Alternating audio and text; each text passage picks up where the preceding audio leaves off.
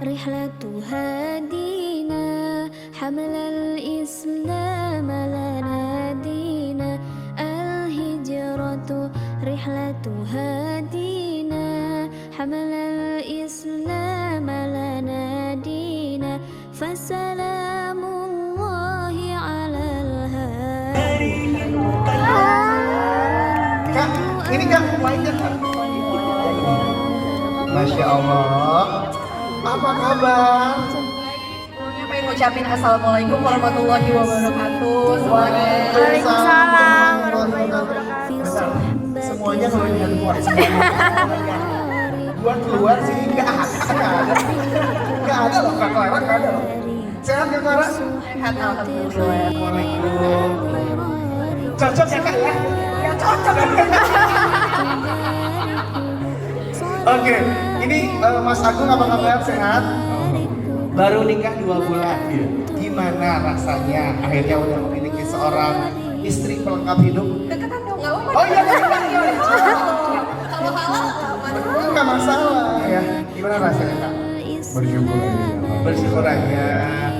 Terus apalagi hari ini datang kajian bersama berdua, gimana rasanya tuh? Ya alhamdulillah dapat schedule-nya juga kebetulan Pas. dapat. Sibuknya apa? Saya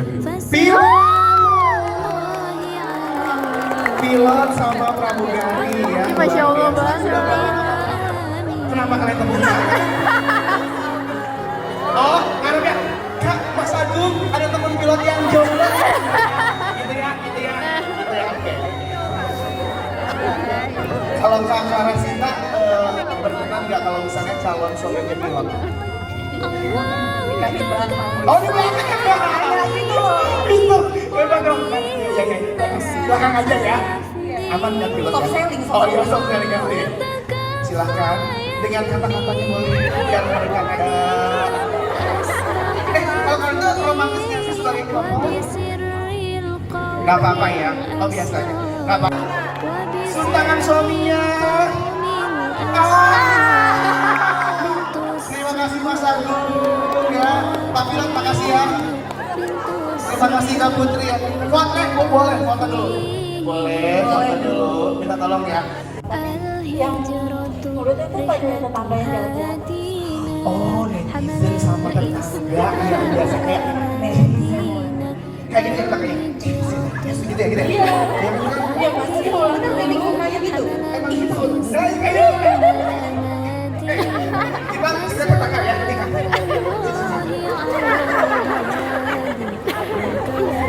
Clara, tuh lihat si Ayas tuh.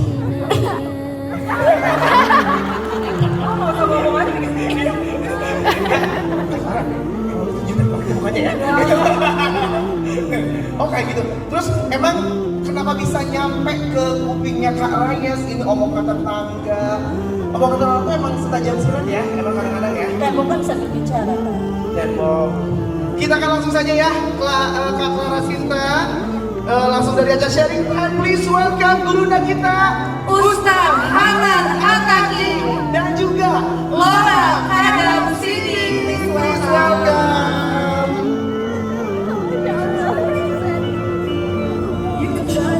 Assalamualaikum.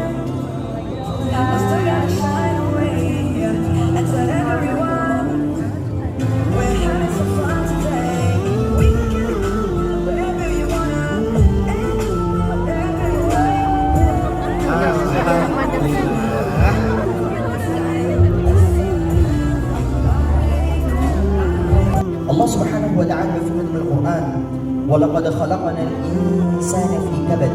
Dan sungguh kami telah menciptakan manusia fi kabad, dalam keadaan bersusah payah. Manusia ini akan selalu bersusah payah.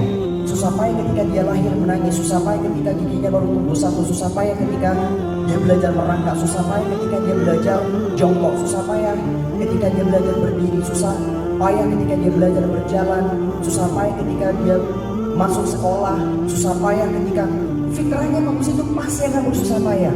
Dari dia kecil sampai dia mati, wafat, sampai dia wafat, fitrah manusia pasti akan selalu dalam keadaan sedang bersusah payah. Al-Quran seakan-akan menjelaskan kepada kita bahwa happiness yang benar adalah saat kita flat hidupnya. Hidup yang flat itu perlu kita syukuri loh. Hidup yang flat yang kita anggap itu bukan sebuah kebahagiaan, itu perlu kita syukuri. Allah Subhanahu wa Ta'ala memberikan jaminan. Bolak-balik gampang untuk kayak meledak-ledak gitu. Itulah keadaan hati. Lalu bagaimana cara hati ini bisa ditenangkan? Bagaimana cara biar hati ini bisa dikendalikan? Gak gampang kecewa, gak gampang meledak-ledak dan seterusnya. Gimana cara menenangkannya? Sebetulnya ini rumus yang sederhana. Udah banyak sekali yang memberikan nasihat ini. Tinggal kita praktekin aja. Apa rumusnya? Ala bidzikrillahi tatmainnul qulub. Cuman dengan zikir, ala di situ tuh artinya cuman. Bukankah itu artinya cuman, gak ada yang lain. Tidak ada yang lain kalau kita pengen mengendalikan hati kita kecuali dengan zikrullah. Sehingga orang yang sudah zikrullah, Allah jamin hatinya akan tenang. Sehingga ketika kita bisa berzikir dengan mengadu kepada Allah, minimal dengan kalimat itu, maksimalnya kita tambahkan dengan curhat-curhat kita kepada Allah, Allah akan beri ala bidzikrillah tatmainnul qulub, hatinya jadi tenang.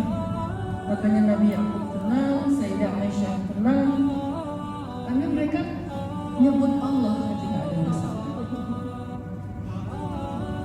Jadi sebelum kita dapat jalan keluar, kita perlu menenangkan dulu hati kita, karena nggak akan nemu jalan keluar kalau hati kita masih bergolak.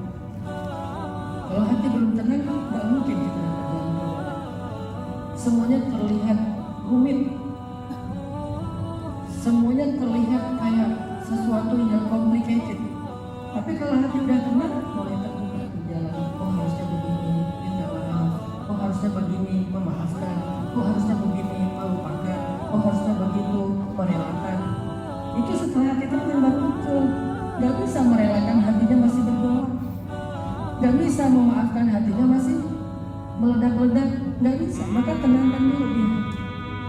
Kalau udah tenang, yang tadinya kita anggap nggak mampu kita lakukan mampu, karena hatinya udah tenang. Jadi kendalikan dulu rajanya, baru nanti yang lain akan ikut. Raja dari kita itu jantung hati. Nggak bisa kita bicara berbaik sangka kalau hatinya nggak tenang. Pikiran itu nggak akan ikut, karena komandannya juga nggak kesana arahnya. Kan ini semuanya prajurit kecuali hati. Jadi kendalikan rajanya, maka yang lain akan ikut.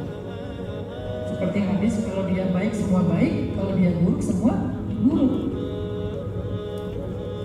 Jadi kayak dianya dulu yang dikendalikan.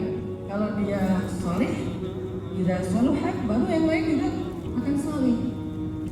Tapi kalau dia fasad, kalau dia rusak, yang lain juga rusak.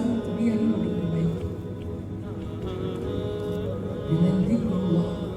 Zikrullah di sini saya nggak bicara tentang zikir aja, tapi bicara tentang kalimat-kalimat yang di dalamnya ada kata Allah, bahkan dalam bahasa Indonesia sekalipun, bahkan dalam bahasa Indonesia itu zikir juga. Jangan berpikir zikir hanya bahasa Arab, bahasa Indonesia pun selama ada kata Allah, bukan kata Tuhan, bukan oh my God, tapi benar-benar Allah lafzul jalalah, nama yang Allah memperkenalkan dirinya kepada Nabi Musa, innani ana Allah la ilaha illa ana fa'budni wa aqimis sholata li dzikri. Jadi kalau mau dzikri, innani ana Allah. Ampunan tentang arasy, tentang Allah buka hijab lalu kita memandang wajah Allah. Lebih banyak membicarakan tentang hal-hal yang sifatnya ukhrawi. Kenapa? Makin sering kita membicarakan itu, makin besar rasa cinta dan rindu kita muncul di dalam hati. Ketika rasa itu muncul di dalam hati, maka rasa-rasa potensi kecewa dan sedih akan berkurang di dalam hati. Saya kasih contoh ya. Biasanya pasangan yang udah punya anak rata-rata pernah ngalamin ini, walaupun ininya beda-beda, beratnya beda-beda.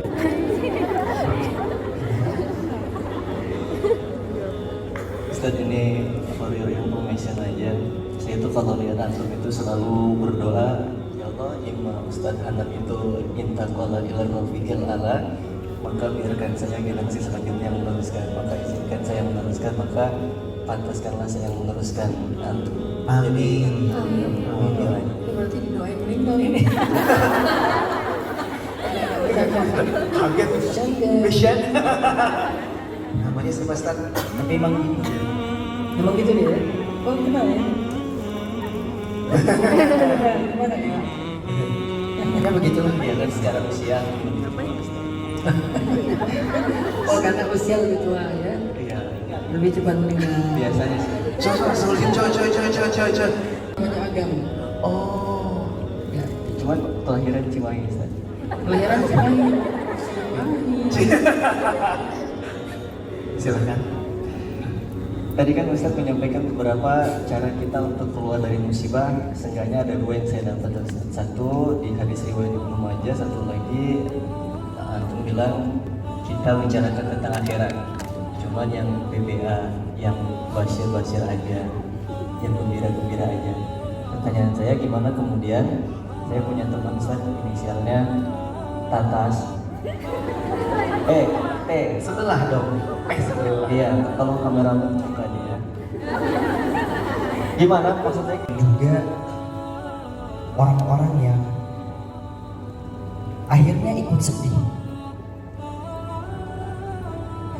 Saya tipikal orang yang ketika saya lagi sedih, saya gak suka disemangatin. Bukan berarti suka dikatain ya, tapi saya gak suka disemangatin. Karena akan ada momen-momen di mana sebenarnya sedih saya itu cuma 30%. Ini loh saya orangnya ya. Terus tiba-tiba ada yang bilang semangat ya dan semangat. Saya tuh langsung sedih mau nangis. Padahal sebenarnya gak sedih-sedih amat. Iya kan? Nah, mungkin ketika kita posting di sosial media, ada beberapa orang-orang yang mirip dengan saya. Anda itu sebenarnya gak terlalu sedih, tapi gara-gara Anda posting di sosial media, efeknya adalah Anda makin sedih bertubi-tubi. Ketika Anda baca komen orang-orang yang bilang, iya aku relate sama kamu banget. Memang hal kayak gini aku benar-benar menusuk ke dalam dada.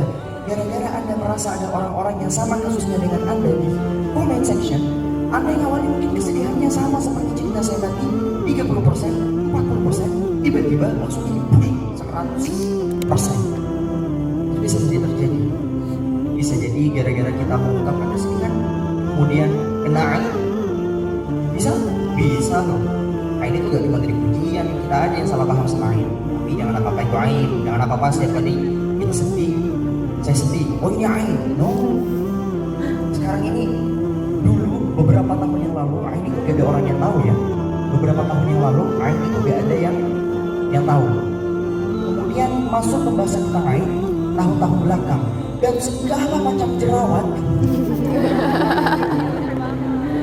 segala macam jerawat, padahal dia gak pernah double cleansing, pakai kaf. Halo kaf, masuk. Ya, Bismillah. Jadi begini, wahai teman-temanku sekalian, ketahuilah bahwasanya segala macam kesedihan menimpa kita itu valid, segala macam kesumpakan dan sebagainya itu valid.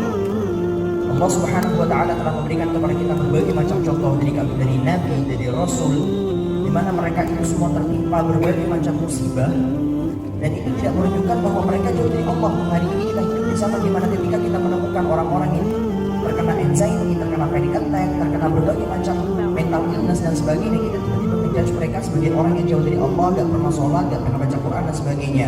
Nabi Muhammad SAW terkena ujian yang jauh besar daripada kita. Nabiullah Isa, Nabiullah Musa, Nabiullah Adam dan semua para nabi-nabi yang lain, mereka semua tertimpa musibah yang begitu luar biasa. Apakah mereka jauh dari Allah? Apakah mereka tidak pernah membaca kitab Allah? Apakah mereka tidak pernah sholat? Tentu saja tidak. Sehingga bahasa tadi kami tegaskan sebagai penutup statement kali ini adalah bahasa bahwa orang ini jauh dari Allah jangan dijadikan sebagai bentuk penghakiman. Ketika menemukan orang-orang yang sedang bermasalah, jangan jadikan bahasa ini sebagai penghakiman terhadap mereka, tapi sebagai bahan muhasabah. Ketika kita sendiri terkena musibah, kita yang bermuhasabah dengan kata-kata tersebut. Jangan-jangan saya kali yang emang gak pernah sholat malam, jangan-jangan saya yang gak pernah baca Quran, jangan-jangan selama ini semua masalah yang saya rasakan hari ini gara-gara saya emang gak pernah menemukan dan menyandarkan menyerahkan semua kehidupan saya kepada Allah Subhanahu wa taala. Hadza wallahu a'lam bissawab. Subhanakallahumma wa bihamdika asyhadu an la ilaha illa anta astaghfiruka wa atubu ilaik. Wassalamualaikum warahmatullahi wabarakatuh.